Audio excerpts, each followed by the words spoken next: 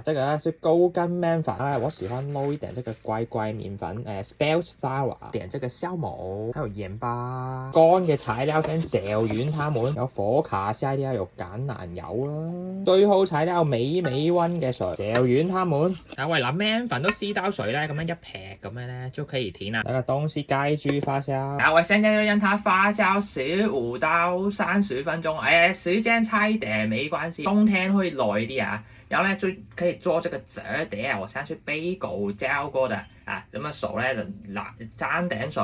然後呢，就把外面呢咁樣煮咁樣呢弄去中間。所以這次呢，這個步驟呢，重複3到4次啊，看自己心情啊。你睇下，現在最後一次反過來，你睇下滑嘟嘟啊，你睇下，現在繼續發酵大概1個小時。我哋折完呢，不發酵啦，你們包好放冰箱，隔天做嘢 OK。哇，你睇發了1個多小時，你睇，嘟。現在都攞個烤盤，然後呢多點橄欖油，係啊，成個底都有啊。然後呢麵團呢直接咁樣抌落去，哇靚啊！把它反過來，麵團都要有橄欖油，我記得橄欖油真係多一點沒關係啊，咁樣呢才會脆的弄出來。繼續發酵1個多小時，烤上預約230，然後呢開風扇，氣炸鍋睇下。我不小心水餃發過了一點點，沒關係啊。我現在最好玩啦，係啊，吉窿，一吉太多洞啊，平轉就 OK，然後喺上面再加點橄欖油。